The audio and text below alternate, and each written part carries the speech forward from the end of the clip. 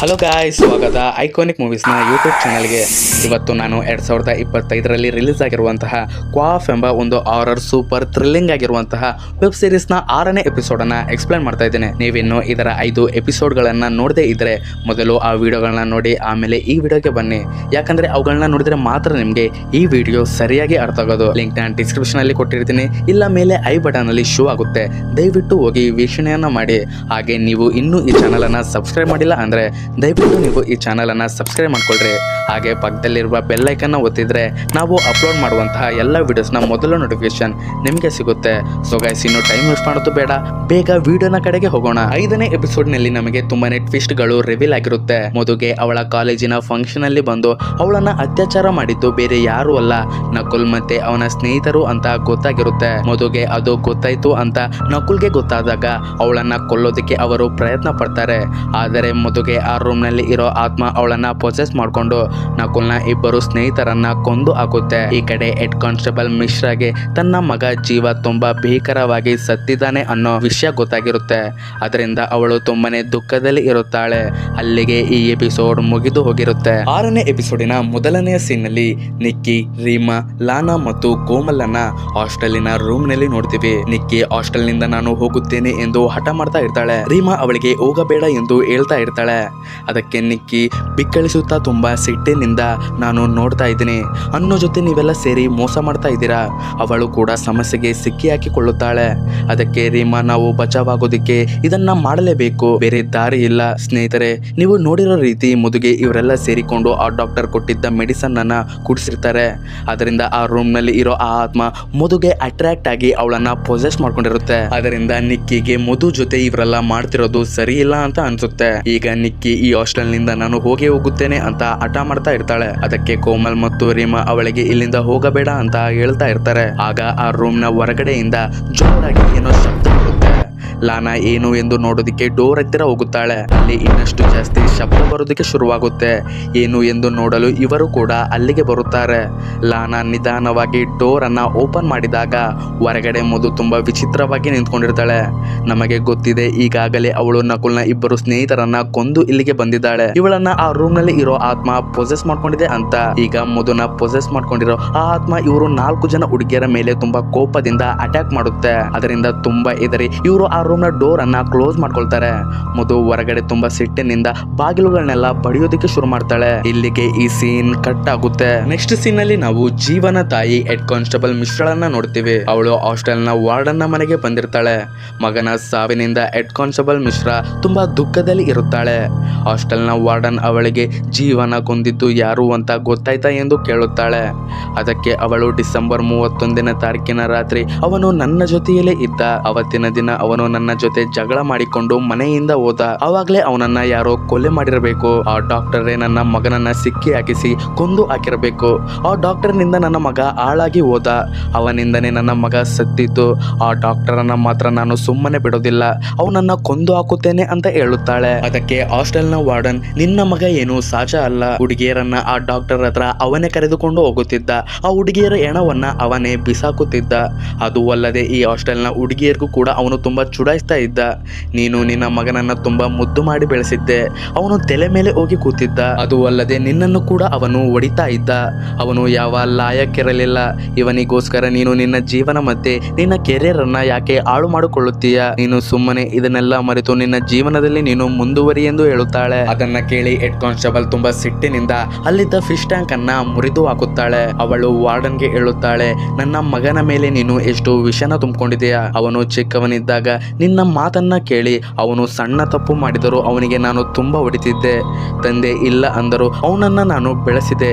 ಅವಾಗ ನೀನು ಬಂದು ಯಾವ ಸಹಾಯನೂ ಮಾಡಿಲ್ಲ. ನೀನು ಕೂಡ ಮದುವೆಯಾಗಿಲ್ಲ, ಯಾವ ಮಗುಗೂ ಜನ್ಮವನ್ನ ಕೊಟ್ಟಿಲ್ಲ. ನನ್ನನ್ನು ನೋಡಿ ನಿನಗೆ ಹೊಟ್ಟೆ ಉರಿ, ಅದರಿಂದ ನೀನು ಹೀಗೆ ಹೇಳ್ತಾ ಇದೀಯ ಎಂದು ಅಲ್ಲಿಂದ ಹೋಗೋದಿಕ್ಕೆ ನೋಡ್ತಾಳೆ. ಅದಕ್ಕೆ ವಾರ್ಡನ್, ಏನೇ ಆದರೂ ನಾನು ಒಬ್ಬ ಕೊಲೆಗಾರನ ತಾಯಿ ಅಲ್ಲ ಎಂದು ಚುಚ್ಚಿ ಮಾತಾಡುತ್ತಾಳೆ. ಇದರಿಂದ ಬೇಜಾರಾಗಿ ಮಿಶ್ರಾ ಅಲ್ಲಿಂದ ಹೊರಟು ಹೋಗುತ್ತಾಳೆ. ಮಾರನೇ ದಿನ ಬೆಳಗ್ಗೆ ಹಾಸ್ಟೆಲಿನಲ್ಲಿ ಮಧುಗೆ ಎಚ್ಚರವಾಗುತ್ತೆ. ಈ ಹಾಸ್ಟೆಲ್ಗೆ ನಾನು ಹೇಗೆ ಬಂದೆ ಎಂದು ಮಧು ತುಂಬಾ ಆಶ್ಚರ್ಯ ಪಡುತ್ತಾಳೆ. ಕೆಳಗಡೆ ತರುಣ್ ಬಂದಿರುತ್ತಾನೆ. ತರುಣ್ ಮಧುಗೆ ನಾನು ನಿನ್ನನ್ನು ಎಷ್ಟು ಹುಡುಕಿದೆ ಗೊತ್ತಾ, ನೀನು ಎಲ್ಲಿಗೆ ಹೋಗಿದ್ದೆ ಎಂದು ಕೇಳುತ್ತಾನೆ. ಮಧು ಮುಖವನ್ನ ಮುಚ್ಕೊಂತಾ ಇರ್ತಾಳೆ. ತರುಣ್ ಅವಳ ಮುಖವನ್ನ ನೋಡಿದಾಗ ಅವಳ ಮುಖದ ಮೇಲೆಲ್ಲ ಗಾಯಗಳು ಆಗಿರ್ತವೆ. ಅದನ್ನ ನೋಡಿ ಇದೆಲ್ಲ ಹೇಗಾಯ್ತು ಎಂದು ತರುಣ್ ಕೇಳುತ್ತಾನೆ. ಆಗ ಮಧು ಗಾಬರಿಯಿಂದ ತರುಣ್ಗೆ ಹೇಳುತ್ತಾಳೆ, ಬಿಲ್ಲಾಳ ಬಾಯ್ ಫ್ರೆಂಡ್ ನಕುಲ್. ತರುಣ್ ನಕುಲೇ ಅವತ್ತಿನ ದಿನ ಕಾಲೇಜಿನಲ್ಲಿ ಅವನ ಸ್ನೇಹಿತರ ಜೊತೆಗೆ ಬಂದು ನನ್ನನ್ನು ಅತ್ಯಾಚಾರ ಮಾಡಿದ್ದು. ಮೊದಲಿನಿಂದ ಅವನ ಮೇಲೆ ನನಗೆ ಡೌಟ್ ಇತ್ತು. ಈಗ ನನಗೆ ಕನ್ಫರ್ಮ್ ಆಗಿದೆ, ಆ ದಿನ ಅವನೇ ಇದ್ದಿದ್ದು. ಅದು ನನಗೆ ಗೊತ್ತಾಗಿದೆ ಎಂದು ಅವನಿಗೆ ಗೊತ್ತಾದಾಗ ನಿನ್ನೆ ಕಾರ್ನಲ್ಲಿ ನನ್ನನ್ನು ಡ್ರಾಪ್ ಮಾಡುವ ನೆಪದಲ್ಲಿ ಅವರು ನನ್ನನ್ನು ಹಾಸ್ಟೆಲ್ನ ಹಿಂದೆ ಇರುವ ಕಾಡಿಗೆ ಕರೆದುಕೊಂಡು ಹೋಗಿ ನನಗೆ ತುಂಬಾ ಹೊಡೆದು ನನ್ನನ್ನು ಕೊಲ್ಲೋದಕ್ಕೆ ನೋಡಿದರು. ಅದನ್ನ ಕೇಳಿ ತರುಣ್ಗೆ ತುಂಬಾ ಶಾಕ್ ಆಗುತ್ತೆ. ಆಮೇಲೆ ಮಧುಗೆ ನಡಿ ನಾವು ಪೊಲೀಸ್ ಸ್ಟೇಷನ್ಗೆ ಹೋಗಿ ಪೊಲೀಸ್ ಕಂಪ್ಲೇಂಟ್ ಕೊಡೋಣ ಅಂತ ಹೇಳುತ್ತಾನೆ. ಅದಕ್ಕೆ ಮಧು, ಪೊಲೀಸ್ ಕಂಪ್ಲೇಂಟ್ ಯಾರ ಮೇಲೆ ಕೊಡ್ತೀಯಾ? ನಕುಲ್ ಮತ್ತೆ ಅವನ ಇಬ್ಬರು ಸ್ನೇಹಿತರನ್ನ ನಾನು ಕೊಂದು ಹಾಕಿದೆ. ತರುಣ್, ನನ್ನ ರೂಮ್ ನಲ್ಲಿ ಇರೋ ಅನ್ನೂನ ಆತ್ಮ ನನಗೆ ಸಹಾಯ ಮಾಡಿತ್ತು. ಅದು ನನ್ನನ್ನ ಪೊಸೆಸ್ ಮಾಡ್ಕೊಂಡು ಅವರನ್ನ ಕೊಂದು ಹಾಕಿತು ಅಂತ ಹೇಳುತ್ತಾಳೆ. ಅದನ್ನ ಕೇಳಿ ತರುಣ್ ಸ್ವಲ್ಪ ಹೊತ್ತು ಸುಮ್ಮನಾಗಿ ಬಿಡುತ್ತಾನೆ. ನಂತರ ಹೇಳುತ್ತಾನೆ, ಮಧು ಅದೆಲ್ಲ ನಿನ್ನ ಭ್ರಮೆ ಇರಬೇಕು. ಆದರೆ ಮಧು ಅದೆಲ್ಲ ನಿಜ ಎಂದು ಹೇಳುತ್ತಾಳೆ. ಅದಕ್ಕೆ ತರುಣ್, ನಕುಲ್ ನನಗೆ ಈಗ ತಾನೇ ಫೋನ್ ಮಾಡಿದ್ದ. ಬಿಲ್ಲಾಗೆ ನಿನ್ನ ಬಗ್ಗೆ ಕೇಳೋದಿಕ್ಕೆ ನಾನು ಅವಳಿಗೆ ಕಾಲ್ ಮಾಡಿದ್ದೆ. ಅದನ್ನ ತಿಳಿದುಕೊಂಡು ನಕುಲ್ ನನಗೆ ಫೋನ್ ಮಾಡಿದ್ದ. ಅವನು ಇನ್ನೂ ಬದುಕಿದ್ದಾನೆ ಎಂದು ಹೇಳುತ್ತಾನೆ. ಅದನ್ನ ಕೇಳಿ ಮಧುಗೆ ತುಂಬಾ ಶಾಕ್ ಆಗುತ್ತೆ. ಅವಳು ಮತ್ತೆ ಇಲ್ಲ, ನಾನು ಅವರನ್ನ ಕೊಂದು ಹಾಕಿದೆ ಎಂದು ಹೇಳೋದಿಕ್ಕೆ ಪ್ರಯತ್ನ ಪಡುತ್ತಾಳೆ. ಅದಕ್ಕೆ ತರುಣ್, ಮಧು ನೀನು ಯಾವುದೋ ಒಂದು ಕನಸನ್ನ ಕಂಡಿರಬೇಕು. ನಿನ್ನೆ ಎಲ್ಲೋ ನೀನೇ ಬಿದ್ದಿರಬೇಕು. ಅದಕ್ಕೆ ನಿನ್ನ ಮುಖದ ಮೇಲೆಲ್ಲ ಗಾಯಗಳು ಆಗಿದೆ. ಅದನ್ನ ಕೇಳಿ ಈಗ ಮಧುಗೆ ಅವಳ ಮೇಲೇನೆ ಡೌಟ್ ಬರೋದಕ್ಕೆ ಶುರುವಾಗುತ್ತೆ. ನಾನು ಯಾವುದೋ ಕನಸನ್ನ ಕಂಡಿರಬೇಕು, ಆದರೆ ನನ್ನನ್ನು ಕಾಲೇಜಿನಲ್ಲಿ ಅತ್ಯಾಚಾರ ಮಾಡಿದ್ದು ನಕುಲ್ಲೇ ಎಂದು ಬಿಕ್ಕಿ ಬಿಕ್ಕಿ ತರುಣ್ ಹತ್ರ ಅಳೋದಕ್ಕೆ ಶುರು ಮಾಡುತ್ತಾಳೆ. ಅದಕ್ಕೆ ತರುಣ್, ನೀನಿನ್ನು ಈ ಹಾಸ್ಟೆಲಿನಲ್ಲಿ ಇರೋದಕ್ಕೆ ಹೋಗ್ಬೇಡ, ನಿನ್ನ ಬಟ್ಟೆಗಳನ್ನೆಲ್ಲ ಪ್ಯಾಕ್ ಮಾಡಿಕೋ, ನಾವಿಬ್ಬರು ಇಲ್ಲಿಂದ ಹೋಗೋಣ ಎಂದು ಹೇಳುತ್ತಾನೆ. ಮಧು ತನ್ನ ಬ್ಯಾಗ್ ಅನ್ನ ಪ್ಯಾಕ್ ಮಾಡೋದಕ್ಕೆ ರೂಮ್ ಹತ್ರ ಹೋಗ್ತಾ ಇರಬೇಕಾದ್ರೆ ಎದುರಿಗೆ ರೀಮಾ ಮತ್ತು ಲಾನಾ ಬರುತ್ತಾರೆ. ಮಧು ಅವರಿಬ್ಬರಿಗೂ ತುಂಬಾ ದುಃಖದಿಂದ, ನನ್ನ ಜೊತೆ ಏನಾಗ್ತಾ ಇದೆ, ನಿಮಗೆ ಗೊತ್ತಿದೆ ನನ್ನ ಜೊತೆ ಏನಾಗ್ತಾ ಇದೆ ಎಂದು. ಆ ರೂಮ್ ನಲ್ಲಿ ನಿಜವಾಗ್ಲೂ ಏನಿದೆ, ದಯವಿಟ್ಟು ನನಗೆ ಹೇಳಿ, ನನಗೆ ಇದರಿಂದ ಸಹಾಯ ಮಾಡಿ ಎಂದು ಕೇಳಿಕೊಳ್ಳುತ್ತಾಳೆ. ಅದಕ್ಕೆ ಲಾನಾ, ನಮಗೆ ಗೊತ್ತಿದೆ ಆ ರೂಮ್ ನಲ್ಲಿ ಏನಿದೆ ಅಂತ, ಆದರೆ ಯಾರು ನಮ್ಮ ಮಾತನ್ನ ನಂಬೋದಿಲ್ಲ. ಆದರೆ ನಿನ್ನ ಜೊತೆ ಏನಾಗ್ತಾ ಇದೆ ಎಂದು ನಿಜವಾಗ್ಲೂ ನಮಗೆ ಗೊತ್ತಿಲ್ಲ. ಅದಕ್ಕೆ ರೀಮಾ ಹೇಳುತ್ತಾಳೆ, ಹಳೆ ದಿಲ್ಲಿಯಿಂದ ಒಬ್ಬ ಡಾಕ್ಟರ್ ಅನ್ನ ನಾವು ಇಲ್ಲಿಗೆ ಕರೆದಿದ್ವಿ. ಅವನು ನಮ್ಮ ಸಮಸ್ಯೆಯನ್ನ ಬಗೆಹರಿಸಿದ್ದ. ನೀನು ಅವನ ಹತ್ತಿರ ಹೋಗು, ನಿನ್ನ ಸಮಸ್ಯೆಯು ಕೂಡ ಬಗೆಹರಿಯುತ್ತೆ ಅಂತ ಸುಳ್ಳು ಹೇಳಿ ಆ ಡಾಕ್ಟರ್ ಹತ್ರ ಮಧು ಹೋಗುವಂತೆ ಮಾಡುತ್ತಾರೆ. ಅದೇ ಟೈಮ್ಗೆ ಹಾಸ್ಟೆಲ್ನ ವಾರ್ಡನ್ ಅಲ್ಲಿಗೆ ಬರುತ್ತಾಳೆ. ಮಧುನ ಮುಖವನ್ನ ನೋಡಿ ಏನಾಯ್ತು ಎಂದು ಕೇಳುತ್ತಾಳೆ. ಅದಕ್ಕೆ ಮಧು ಸರಿಯಾಗಿ ಉತ್ತರ ಕೊಡದೆ ಹಾಸ್ಟೆಲ್ನ ಬಿಟ್ಟು ನಾನು ಹೋಗ್ತಾ ಇದ್ದೀನಿ ಅಂತ ಹೇಳಿ ಅಲ್ಲಿಂದ ಹೋಗುತ್ತಾಳೆ. ಆಗ ವಾರ್ಡನ್ ಇವರಿಬ್ಬರಿಗೂ ಅವಳು ಹೋದಳು, ನೀವು ಇಲ್ಲಿಂದ ಹೋಗಿ, ನಿಕ್ಕಿಯನ್ನ ಕರೆದುಕೊಂಡು ಹೋಗೋದಿಕ್ಕೆ ಆ ಸೈಕ್ಯಾಟ್ರಿಸ್ಟ್ ಡಾಕ್ಟರ್ ಮತ್ತೆ ಅವರ ಫ್ಯಾಮಿಲಿ ಬರ್ತಾ ಇದ್ದಾರೆ. ಅವಳು ಇಲ್ಲಿಂದ ಹೋಗೋದಿಕ್ಕೆ ಒಪ್ಪಿಕೊಂಡಿದ್ದಾಳೆ. ನೀವು ಆದಷ್ಟು ಬೇಗ ಇಲ್ಲಿಂದ ಹೋಗಿ ಎಂದು ವಾರ್ಡನ್ ಅವರಿಗೆ ಹೇಳುತ್ತಾಳೆ. ನೆಕ್ಸ್ಟ್ ಸೀನ್ ನಲ್ಲಿ ನಾವು ಹೆಡ್ ಕಾನ್ಸ್ಟೇಬಲ್ ಮಿಶ್ರಾಳನ್ನ ನೋಡ್ತೀವಿ. ಅವಳು ಅವನ ಮಗನನ್ನ ಯಾರು ಕೊಂದಿದ್ದರು ಅಂತ ತಿಳಿದುಕೊಳ್ಳೋದಿಕ್ಕೆ ಇನ್ಸ್ಪೆಕ್ಟರ್ ಹತ್ರ ಬಂದಿರ್ತಾಳೆ. ಅಲ್ಲಿ ಇನ್ಸ್ಪೆಕ್ಟರ್ MLA ತಮ್ಮ ಕಾಣೆಯಾಗಿದ್ದಾನೆ ಎಂದು ಅವನನ್ನ ಹುಡ್ಕೋದಿಕ್ಕೆ ಬ್ಯುಸಿ ಆಗಿರ್ತಾನೆ. ಅದರಿಂದ ಅವನು ಹೆಡ್ ಕಾನ್ಸ್ಟೇಬಲ್ ಗೆ ಸರಿಯಾಗಿ ರೆಸ್ಪಾನ್ಸ್ ಮಾಡ್ತಾ ಇರೋದಿಲ್ಲ. ಆಗ ಹೆಡ್ ಕಾನ್ಸ್ಟೇಬಲ್ ಇನ್ಸ್ಪೆಕ್ಟರ್ ಗೆ ಹೇಳುತ್ತಾಳೆ, ಹಳೆ ದಿಲ್ಲಿಯಲ್ಲಿ ಒಬ್ಬ ವಿಚಿತ್ರವಾದ ಡಾಕ್ಟರ್ ಇದ್ದಾನೆ, ಅವನ ಮೇಲೆ ನನಗೆ ಅನುಮಾನ ಇದೆ. ಆ ಸೀರಿಯಲ್ ಕಿಲ್ಲರ್ ಕೇಸಿಗೂ ಇವನಿಗೂ ಏನೋ ಒಂದು ಕನೆಕ್ಷನ್ ಇದೆ. ಅವನ ಮನೆಯನ್ನ ನಾವು ರೇಡ್ ಮಾಡಿದರೆ ಏನಾದರೂ ಸಾಕ್ಷಿ ಸಿಗಬಹುದು. ಹಾಗೆ MLA ತಮ್ಮನು ಕೂಡ ಅವನ ಮನೆಯಲ್ಲಿ ಹೋಗ್ತಾ ಇರೋದನ್ನ ನಾನು ಒಂದು ಸಲ ನೋಡಿದ್ದೆ ಎಂದು ಆ ಇನ್ಸ್ಪೆಕ್ಟರ್ ಗೆ ಅವಳು ಹೇಳುತ್ತಾಳೆ. ಅದಕ್ಕೆ ಇನ್ಸ್ಪೆಕ್ಟರ್ ಅವನ ಮನೆಗೆ ರೈಡ್ ಮಾಡೋದಕ್ಕೆ ಪರ್ಮಿಷನ್ ಅನ್ನ ಕೊಡುತ್ತಾನೆ. ಆಗ ಆ ಕಂಪ್ಯೂಟರ್ ಅಲ್ಲಿ ಆ MLA ತಮ್ಮನ ಫೋಟೋವನ್ನ ನೋಡ್ತೀವಿ. ಈಗಾಗಲೇ ನಮಗೆ ಗೊತ್ತಿರೋ ಹಾಗೆ ಆ MLA ತಮ್ಮನನ್ನ ಈ ಡಾಕ್ಟರ್ ಕೊಂದು ಹಾಕಿದ್ದಾನೆ. ಈ ಕಡೆ ಹಾಸ್ಟೆಲ್ಗೆ ನಿಕ್ಕಿಯನ್ನ ಕರೆದುಕೊಂಡು ಹೋಗೋದಿಕ್ಕೆ ಅವಳ ತಾಯಿ ಮತ್ತೆ ಅಕ್ಕ ಹಾಗೆ ಸೈಕ್ಯಾಟ್ರಿಸ್ಟ್ ಡಾಕ್ಟರ್ ಕೂಡ ಬಂದಿರ್ತಾಳೆ. ಸೈಕ್ಯಾಟ್ರಿಸ್ಟ್ ಡಾಕ್ಟರ್ ನಿಕ್ಕಿ ಹೊರಗಡೆ ಹೋಗೋದಿಕ್ಕೆ ಎಷ್ಟೇ ಒತ್ತಾಯ ಮಾಡಿದರೂ ಅವಳ ಮಾತನ್ನ ನಿಕ್ಕಿ ಕೇಳ್ತಾ ಇರೋದಿಲ್ಲ. ಅವಳು ಹೊರಗಡೆ ಬರೋದಕ್ಕೆ ತಯಾರಿರೋದಿಲ್ಲ. ಅದಕ್ಕೆ ಆ ಡಾಕ್ಟರ್ ನಿದ್ದೆ ಬರೋ ಇಂಜೆಕ್ಷನ್ ಅನ್ನ ಹಾಕಿ ಅವಳನ್ನ ಮೂರ್ಛಿತಗೊಳಿಸಿ ಇಲ್ಲಿಂದ ಅವಳನ್ನ ಕರೆದುಕೊಂಡು ಹೋಗೋಣ ಎಂದು ಪ್ಲಾನ್ ಅನ್ನ ಮಾಡ್ತಾಳೆ. ಅದಕ್ಕೆ ಅವರ ತಾಯಿ, ಅವಳು ಜೀವನ ಪೂರ್ತಿ ಹಾಸ್ಟೆಲಿನಲ್ಲೇ ಇದ್ದಳು, ಯಾವಾಗ್ಲೂ ಈ ತರ ಆಗಿಲ್ಲ, ಈಗೇಕೆ ಅವಳು ಹೀಗೆ ಆಡ್ತಾ ಇದ್ದಾಳೆ ಅಂತ ಆ ಡಾಕ್ಟರ್ಗೆ ಕೇಳ್ತಾರೆ.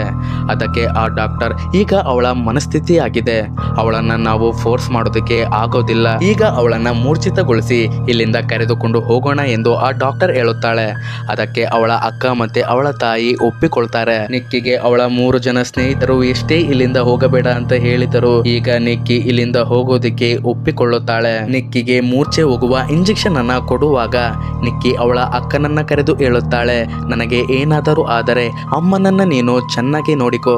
ನಿನಗಿಂತ ಜಾಸ್ತಿ ಅಮ್ಮನನ್ನ ನಾನೇ ಇಷ್ಟಪಡುವೆ. ನನ್ನ ಮುಂದಿನ ಜೀವನ ನಿಮ್ಮ ಜೊತೆ ಇರಬೇಕು ಅನ್ನೋ ಆಸೆ ಇದೆ ಎಂದು ಹೇಳಿ ಮೂರ್ಛೆ ಹೋಗುತ್ತಾಳೆ. ನಂತರ ಅವಳನ್ನ ಆಂಬ್ಯುಲೆನ್ಸ್ ನಿಂದ ಹಾಸ್ಟೆಲ್ ನ ಹೊರಗಡೆ ಕರೆದುಕೊಂಡು ಹೋಗುತ್ತಾರೆ.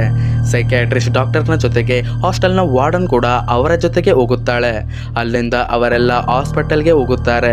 ಹಾಸ್ಪಿಟಲ್ ಅಲ್ಲಿ ನಿಕ್ಕಿಯ ತಲೆಯನ್ನ ಚೆಕ್ ಮಾಡೋದಕ್ಕೆ ಸಿಟಿ ಸ್ಕ್ಯಾನ್ ಮಷಿನ್ ನ ಒಳಗಡೆ ಅವಳನ್ನ ಕರೆದುಕೊಂಡು ಹೋಗುತ್ತಾರೆ. ಹೊರಗಡೆ ವಾರ್ಡನ್ಗೆ ಲಾನಾ, ಕೋಮಲ್ ಮತ್ತೆ ರೀಮಾ ಫೋನ್ ಮಾಡಿ ನಿಕ್ಕಿಯ ಬಗ್ಗೆ ವಿಚಾರಿಸ್ತಾರೆ. ಅದಕ್ಕೆ ವಾರ್ಡನ್ ನಿಕ್ಕಿ ಇಲ್ಲಿ ಆರಾಮಾಗಿದ್ದಾಳೆ, ಅವಳನ್ನ ಚೆಕ್ ಮಾಡೋದಕ್ಕೆ ಒಳಗಡೆ ಕರೆದುಕೊಂಡು ಹೋಗಿದ್ದಾರೆ. ಅವಳು ಇಲ್ಲಿ ತುಂಬಾ ಚೆನ್ನಾಗಿದ್ದಾಳೆ, ಇಲ್ಲಿ ಅವಳನ್ನ ನೋಡಿಕೊಳ್ಳೋದಕ್ಕೆ ತುಂಬಾ ಜನ ಇದ್ದಾರೆ. ನೀವು ಕೂಡ ಹಾಸ್ಟೆಲಿನಲ್ಲಿ ಇದ್ದು ತುಂಬಾ ದಿನ ಆಗಿದೆ, ನೀವು ರೆಡಿಯಾಗಿ ಇಲ್ಲಿಂದ ಹೋಗೋದಕ್ಕೆ ಅಂತ ಹೇಳುತ್ತಾಳೆ. ಅದಕ್ಕೆ ಅವರೆಲ್ಲ ನಾವು ಇಲ್ಲಿಂದ ಸೇಫ್ ಆಗಿ ಹೋಗಬಹುದು ಎಂದು ತುಂಬಾ ಖುಷಿ ಆಗ್ತಾರೆ. ಈ ಕಡೆ ಸೈಕ್ಯಾಟ್ರಿಸ್ಟ್ ಡಾಕ್ಟರ್ ಅವಳನ್ನ ನೋಡೋದಿಕ್ಕೆ ಕಂಪ್ಯೂಟರ್ ರೂಮ್ಗೆ ಬರುತ್ತಾಳೆ. ನಿಕ್ಕಿ ಸಿಟಿ ಸ್ಕ್ಯಾನ್ ಮಷಿನ್ ನ ಒಳಗಡೆ ಇರುತ್ತಾಳೆ. ಎಲ್ಲದೂ ಅಲ್ಲಿ ನಾರ್ಮಲ್ ಆಗಿ ಇರುತ್ತೆ.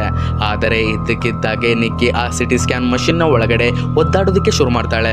ಇದ್ದಕ್ಕಿದ್ದಾಗೆ ಆ ಮಷಿನ್ ನ ಒಳಗಡೆ ಅವಳ ತಲೆ ಬ್ಲಾಸ್ಟ್ ಆಗಿ ತುಂಬಾ ರಕ್ತ ಸೋರಿ ಅವಳು ಸತ್ತು ಹೋಗುತ್ತಾಳೆ. ಈ ಕಡೆ ಸೈಕ್ಯಾಟ್ರಿಸ್ಟ್ ಡಾಕ್ಟರ್ ಆ ಮಷಿನ್ ಅನ್ನ ಆಫ್ ಮಾಡೋದಕ್ಕೆ ನೋಡ್ತಾಳೆ. ಆದರೆ ಎಷ್ಟೇ ಪ್ರಯತ್ನ ಪಟ್ಟರೂ ಆ ಮಷಿನ್ ಸ್ಟಾಪ್ ಆಗುವುದಿಲ್ಲ. ಹಾಗೆ ಆ ರೂಮ್ ನ ಡೋರ್ ಕೂಡ ಲಾಕ್ ಆಗಿರುತ್ತೆ.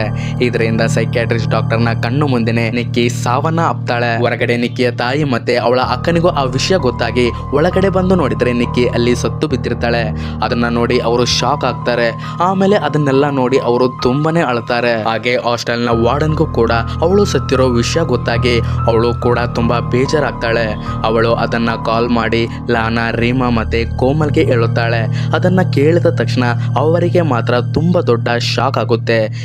ಈಗ ತಾನೇ ಅವಳು ಇಲ್ಲಿಂದ ಹೋದಳು, ಇಷ್ಟು ಬೇಗ ಅವಳಿಗೆ ಏನಾಯ್ತು ಎಂದು ಅವರು ಅವಳನ್ನ ನೆನೆಸ್ಕೊಂಡು ಅಳೋದಕ್ಕೆ ಶುರು ಮಾಡ್ತಾರೆ.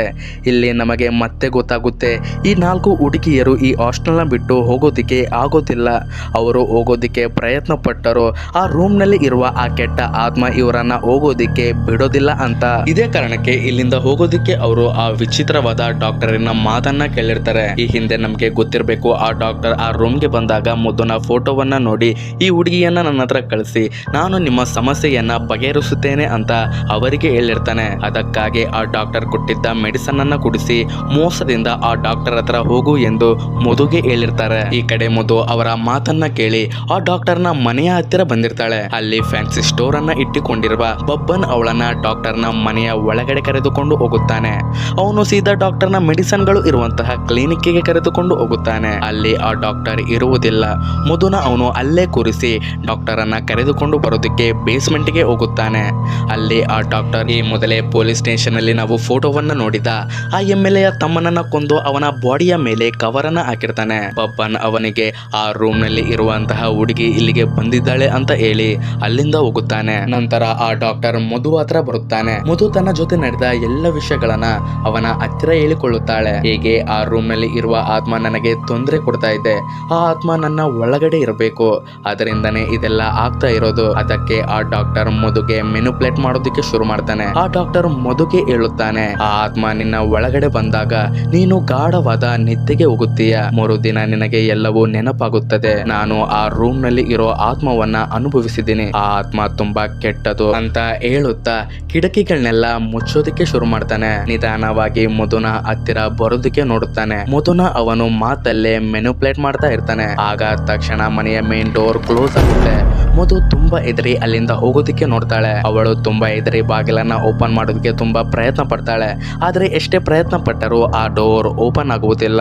ಆಗ ಹಿಂದೆ ಆ ಡಾಕ್ಟರ್ ಬಂದು ನಿಂತ್ಕೊಳ್ತಾನೆ. ಇಲ್ಲಿಗೆ ಈ ಸೀನ್ ಕಟ್ ಆಗುತ್ತೆ. ನೆಕ್ಸ್ಟ್ ಸೀನ್ ನಲ್ಲಿ ಆ ಡಾಕ್ಟರ್ ಮಧುನ ಆ ಬೇಸ್ಮೆಂಟ್ ಅಲ್ಲಿ ಮಲಗಿಸಿರ್ತಾನೆ. ಅಂದರೆ ಈಗ ಇವನು ಅವನ ಗುರಿಯನ್ನ ಮುಟ್ಟೋದಕ್ಕೆ ತುಂಬಾ ಹತ್ತಿರ ಇದ್ದಾನೆ. ಮಧುನ ರಕ್ತವನ್ನ ಅವನು ಕುಡಿದರೆ ಅವನ ಕಾಯಿಲೆ ಎಲ್ಲ ವಾಸಿ ಆಗುತ್ತೆ. ಅದರಿಂದ ಮಧುನ ರಕ್ತವನ್ನ ತೆಗೆಯೋದಿಕ್ಕೆ ಅವಳ ಕುತ್ತಿಗೆಯನ್ನ ಕಟ್ ಮಾಡೋದಕ್ಕೆ ಅವನು ರೆಡಿ ಮಾಡ್ಕೊಳ್ತಾ ಇರ್ತಾನೆ. ಇನ್ನೇನು ಅವಳ ಕುತ್ತಿಗೆಯನ್ನ ಕಟ್ ಮಾಡಬೇಕು. ಆಗ ಅವನ ಮನೆಗೆ ಪೊಲೀಸ್ ರೈಡ್ ಆಗುತ್ತೆ. ಆ ಸೌಂಡ್ ಅನ್ನ ಕೇಳಿ ಅವನು ಸುಮ್ಮನಾಗಿ ಬಿಡುತ್ತಾನೆ. ಆ ಪೊಲೀಸ್ ರೈಡ್ ಅನ್ನ ಜೀವನ ತಾಯಿ head constable Mishra ಮಾಡಿಸಿರ್ತಾಳೆ.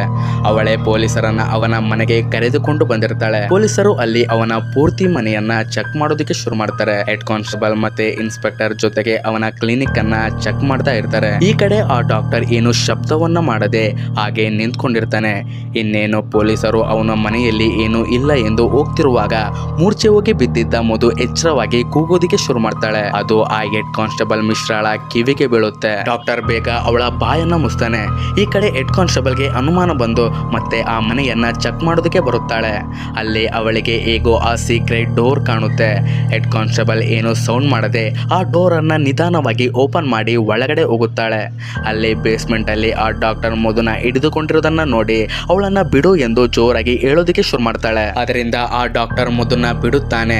Head constable Mishra ಮಧುಗೆ ಮೇಲೆ ಹೋಗಿ ಪೊಲೀಸರನ್ನ ಕರೆದುಕೊಂಡು ಬಾ ಅಂತ ಹೇಳುತ್ತಾಳೆ. ಆಗ ಆ ಡಾಕ್ಟರ್ ಹೆಡ್ ಕಾನ್ಸ್ಟೇಬಲ್ಗೆ ನಾನು ಸಿಕ್ಕಿಬಿದ್ದರೆ ನಿನ್ನ ಮಗ ಯಾವತ್ತೂ ಸಿಗೋದಿಲ್ಲ ಅಂತ ಹೇಳುತ್ತಾನೆ. ಅದಕ್ಕೆ ಅವಳು ಎಷ್ಟು ಸುಳ್ಳು ಹೇಳುತ್ತೀಯ, ನನ್ನ ಮಗನ ಶವ ನನಗೆ ಸಿಕ್ಕಿದೆ, ನೀವೆಲ್ಲ ಸೇರಿ ನನ್ನ ಮಗನನ್ನ ಕೊಂದು ಹಾಕಿದ್ದೀರಾ, ನಿಜ ಹೇಳು ನನ್ನ ಮಗನನ್ನ ಯಾರು ಕೊಂದಿದ್ದು ಅಂತ ಕೇಳುತ್ತಾಳೆ. ಆಗ ಆ ಡಾಕ್ಟರ್ ಒಂದು ಶಾಕಿಂಗ್ ವಿಷಯನ ಹೇಳುತ್ತಾನೆ. ಅದೇನೆಂದರೆ ಹೆಡ್ ಕಾನ್ಸ್ಟೇಬಲ್ಗೆ ಅವನು ನಿನ್ನ ಮಗ ಈ ಹುಡುಗಿ ಇರೋ ಆ ಹಾಸ್ಟೆಲಿನ ರೂಮ್ ನ ಒಳಗಡೆ ಸತ್ತಿದ್ದಾನೆ. ಅಲ್ಲಿ ವಾರ್ಡನ್ ನಿನಗೆ ಇಷ್ಟು ದಿನ ಹೋಗೋದಿಕ್ಕೆ ಬಿಡಲಿಲ್ಲ, ನಿನಗೆ ಗೊತ್ತು ನಾನು ಸತ್ಯವನ್ನ ಹೇಳುತ್ತಿದ್ದೀನಿ ಅಂತ. ಆ ವಿಷಯನ ಕೇಳಿ ಹೆಡ್ ಕಾನ್ಸ್ಟೇಬಲ್ ತುಂಬಾ ಶಾಕ್ ಆಗ್ತಾಳೆ. ಆ ಡಾಕ್ಟರ್ ಬೇಕಾದ್ರೆ ನಾನು ನಿನ್ನ ಮಗನನ್ನ ನಿನಗೆ ಆ ರೂಮ್ ನಲ್ಲಿ ಭೇಟಿ ಮಾಡಿಸ್ತೀನಿ, ನೀನು ನನ್ನನ್ನ ಮತ್ತೆ ವಾಪಸ್ ಕರಿತೀಯಾ ಅಂತ ಹೇಳಿ ಅಲ್ಲೇ ಇದ್ದ ಒಂದು ಸೀಕ್ರೆಟ್ ಡೋರ್ ಅನ್ನ ತೆಗೆದು ಅಲ್ಲಿಂದ ಹೋಗುತ್ತಾನೆ.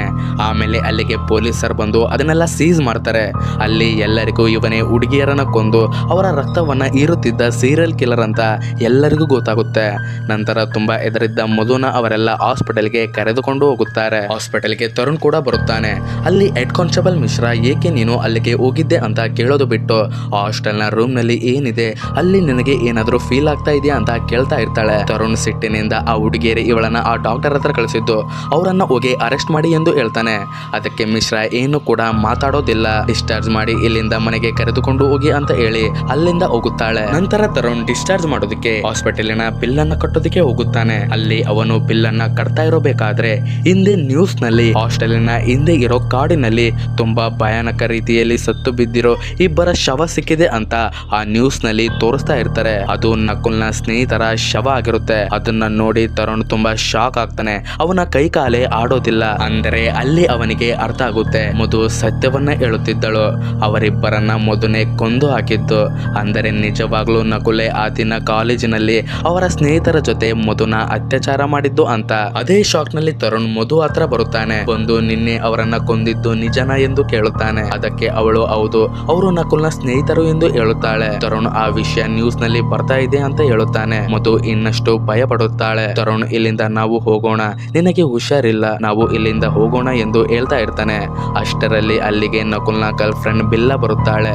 ಆಗ ನರ್ಸ್ ಬಂದು ತರುಣ್ಗೆ ಹಾಸ್ಪಿಟಲ್ನ ಬಿಲ್ ಅನ್ನ ಕಟ್ಟೋದಕ್ಕೆ ಹೇಳುತ್ತಾಳೆ. ತರುಣ್ ಬಿಲ್ ಅನ್ನ ಕಟ್ಟೋದಕ್ಕೆ ಅಲ್ಲಿಂದ ಹೋಗುತ್ತಾನೆ. ಅವನು ಟೆನ್ಷನ್ ಅನ್ನ ತಾಳಲಾರದೆ ಮೆಟ್ಟಿಲಿನ ಕಿಟಕಿ ಹತ್ರ ಬಂದು ಸಿಗರೇಟ್ ಅನ್ನ ಹೊಡಿತಾ ಇರ್ತಾನೆ. ಆಗ ಅಲ್ಲಿಗೆ ನಕುಲ್ ಬರುತ್ತಾನೆ. ತರುಣ್ ಅವನನ್ನ ನೋಡಿ ಅವನನ್ನ ಹಿಡಿದು ನೀನೇ ಅಲ್ವಾ ಆ ದಿನ ಕಾಲೇಜಿನಲ್ಲಿ ಇದ್ದಿತ್ತು, ಮಧುನ ನೀನೇ ಅತ್ಯಾಚಾರ ಮಾಡಿದ್ದು ಎಂದು ಎಳೆದಾಡ್ತಾ ಹೇಳ್ತಾ ಇರ್ತಾನೆ. ನಕುಲ್ ಅವನಿಗೆ ಏನೋ ಗೊತ್ತೇ ಇಲ್ಲ ಅನ್ನೋ ರೀತಿ ನಾಟಕವನ್ನ ಆಡ್ತಾ ಇರ್ತಾನೆ. ಅದಕ್ಕೆ ತರುಣ್ ಈ ನಾಟಕವನ್ನ ಪೊಲೀಸರ ಹತ್ರ ಆಡು, ಕಂಪ್ಲೇಂಟ್ ಕೊಡೋದಕ್ಕೆ ನಾನು ಮತ್ತೆ ಮಧು ಹೋಗ್ತಾ ಇದೀವಿ ಅಂತ ಹೇಳುತ್ತಾನೆ. ಆಗ ನಕುಲ್ ತನ್ನ ಅಸಲಿ ಮುಖವನ್ನ ತೋರಿಸ್ತಾನೆ. ತರುಣ್ಗೆ ಅವನು ಪೊಲೀಸ್ ಸ್ಟೇಷನ್ಗೆ ಹೋಗ್ತೀಯಾ, ಹೋಗು, ನನ್ನ ಸ್ನೇಹಿತರನ್ನ ಆ ಮಧು ತುಂಬಾ ಭೀಕರವಾಗಿ ಕೊಂದಿದ್ದಾಳೆ, ಅಲ್ಲಿ ಅವಳು ಕೂಡ ಜೈಲ್ಗೆ ಹೋಗ್ತಾಳೆ, ನಾನು ಸಿಕ್ಕಿ ಹಾಕೊಂಡ್ರೆ ನಿಮ್ಮನ್ನು ಕೂಡ ನಾನು ಸುಮ್ಮನೆ ಬಿಡೋದಿಲ್ಲ, ನಿಮ್ಮನ್ನು ಕೂಡ ಸಿಕ್ಕಾಕ್ಸ್ತೀನಿ ಅಂತ ಹೇಳುತ್ತಾನೆ. ಅದನ್ನ ಕೇಳಿ ತರುಣ್ ಸುಮ್ಮನಾಗಿ ಬಿಡುತ್ತಾನೆ.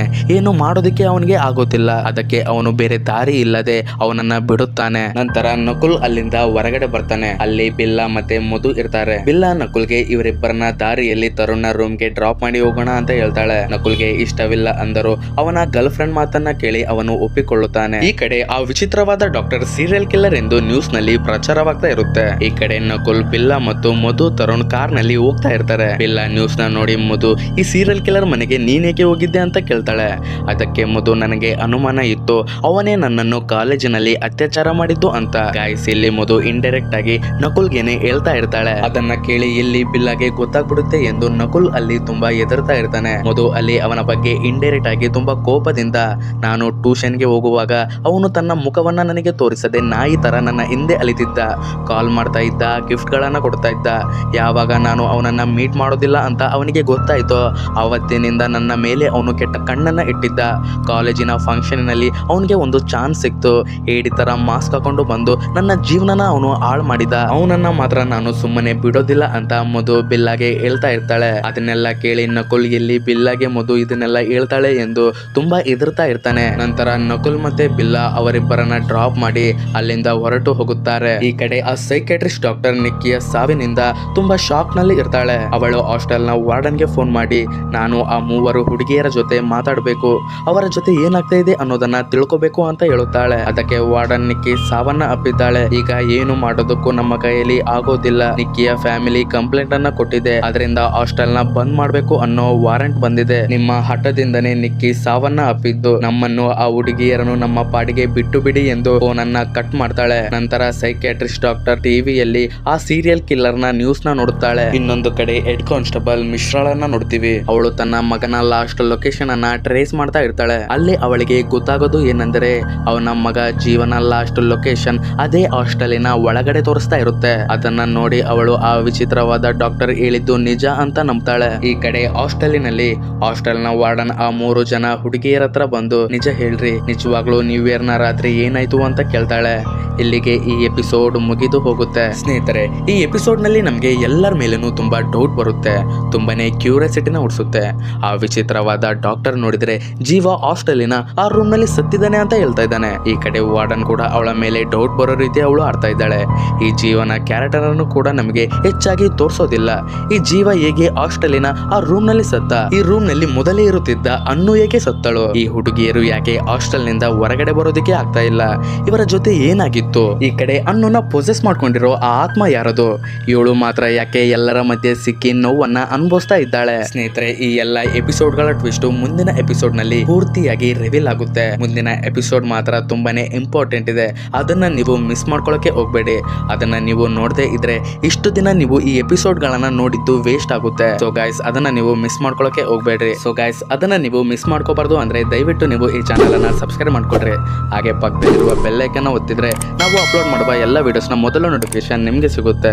ಸೊ ಗೈಸ್, ನಾನು ನೋಡ್ತಾನೆ ಇದ್ದೀನಿ, ನೀವು ವಿಡಿಯೋನ ನೋಡ್ತೀರಾ ಆದ್ರೆ ಚಾನಲ್ಗೆ ಸಬ್ಸ್ಕ್ರೈಬ್ ಮಾಡಲ್ಲ. ಪ್ಲೀಸ್ ಗೈಸ್, ಸಬ್ಸ್ಕ್ರೈಬ್ ಮಾಡಿ. ಹಾಗೆ ಪಕ್ಕದಲ್ಲಿರುವ ಬೆಲ್ ಐಕನ್ ಕೂಡ ಒತ್ತಿ. ಹಾಗೆ ಈ ವಿಡಿಯೋಗೊಂದು ಲೈಕ್ ಅನ್ನು ಕೊಡಿ. ಹಾಗೆ ವಿಡಿಯೋ ಹೇಗಿತ್ತು ಅಂತ ಕಮೆಂಟ್ ಅನ್ನ ಮಾಡಿ. ನಿಮ್ಮ ಅಮೂಲ್ಯವಾದ ಸಮಯನ ಕೊಟ್ಟಿದ್ದಕ್ಕೆ ಧನ್ಯವಾದಗಳು.